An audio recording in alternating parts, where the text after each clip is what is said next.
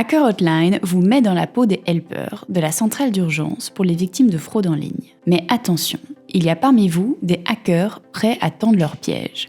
Le jeu est un combat entre helpers et hackers. Les joueurs jouent à tour de rôle une carte pour influencer des profils et remporter des pions. Le jeu se termine dès qu'une équipe a remporté 3 profils. Quelle équipe réussira à protéger le plus de profils ou à leur voler leurs données personnelles? Place le plateau de jeu au centre.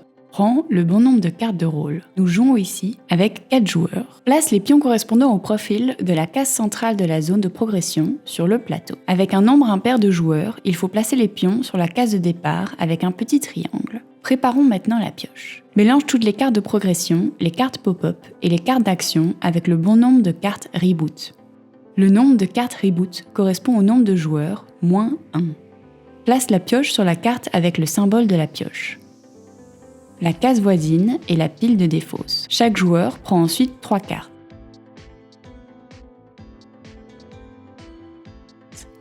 Il faut maintenant reprendre la pioche pour y intégrer les 6 cartes événements. Mélange et remets la pioche sur sa case. Enfin, prends les cartes de rôle. Ces cartes déterminent à quelle équipe tu appartiens. Le nombre de rôles dépend du nombre de joueurs. Mélange les cartes et distribue-les. Mais attention, il ne faut pas montrer ces cartes aux autres joueurs, sauf si vous jouez à 2. Dans ce cas, montrez les cartes. La partie de Hacker Hotline peut commencer. Les joueurs jouent à tour de rôle et dans le sens des aiguilles d'une montre. Le joueur qui a renouvelé un mot de passe le plus récemment commence la partie. Au début et à la fin de ton tour, tu as toujours 3 cartes en main. À chaque tour, tu joues une carte et tu reprends une nouvelle carte. Tu peux jouer une carte sur un profil ou sur un autre joueur. Tu peux aussi choisir de jouer une carte hack ou encore de poser une carte de clic sur le plateau.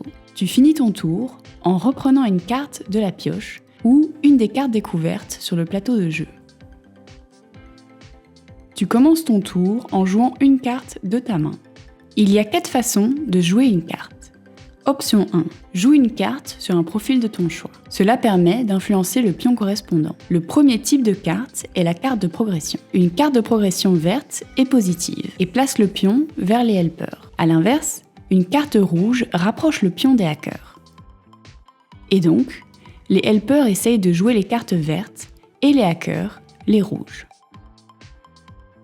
Le deuxième type est une carte pop-up. Cette carte bloque temporellement le profil sur lequel on ne peut plus poser d'autres cartes, sauf une carte de clic ou un reboot. Un clic est un V pour accepter ou un X pour refuser. La carte pop-up indique de combien de cases il faut se déplacer dans un sens ou l'autre. Après avoir joué une carte, clique sur pop-up, tu poses ces 2 cartes sur la pile de défausse. Le troisième type de carte est une carte reboot. Cette carte fait que toutes les cartes sur le profil sont déplacées sur la pile de défausse. Il est donc aussi possible d'éliminer les pop-up d'un profil. Option 2. Joue une carte sur le joueur de ton choix. Le but est de l'aider ou au contraire de le retarder. Tu peux jouer une carte reboot, une pause toilette ou un boost d'énergie. Si tu joues un reboot sur le joueur, il doit défausser ses 3 cartes et reprendre 3 nouvelles cartes dans la pioche.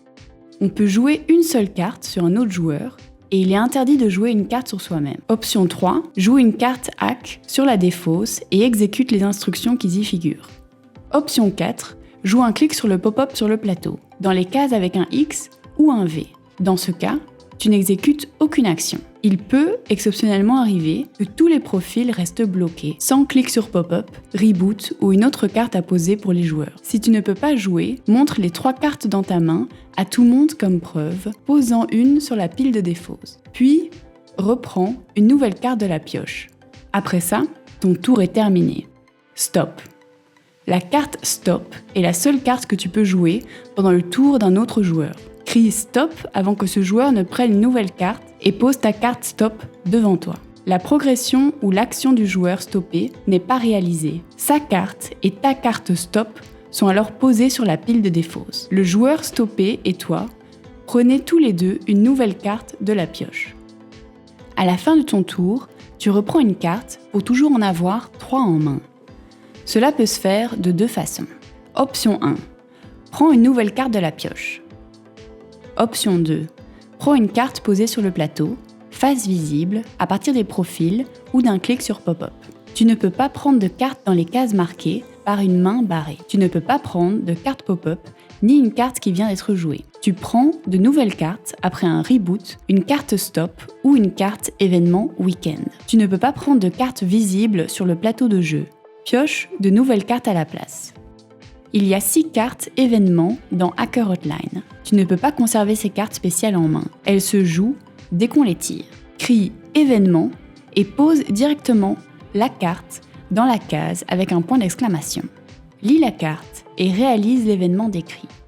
Prends ensuite une nouvelle carte de la pioche et termine ton tour. Si tu pioches plusieurs cartes événements, tu peux choisir l'ordre dans lequel les jouer. Le plus souvent, Hacker Hotline se termine lorsque les helpers ou les hackers ont ramené 3 profils de leur côté. Dès que le pion de profil arrive dans une des dernières cases, d'un côté ou de l'autre du plateau, le profil est soit sauvé, soit hacké. Le profil et le pion ne peuvent ensuite plus être influencés. Mets les cartes du profil sur le plateau de défausse et retourne le profil. Le pion de profil reste sur la case d'arrivée de l'équipe qui a remporté le profil. S'il y a le même nombre de pions de chaque côté et qu'il n'y a plus de pions de la zone de progression, c'est un match nul et personne ne perd ou gagne. Le jeu peut aussi se terminer si la pioche est épuisée. Dans ce cas, l'équipe avec le plus de pions gagne. Prêt pour Hacker Hotline ?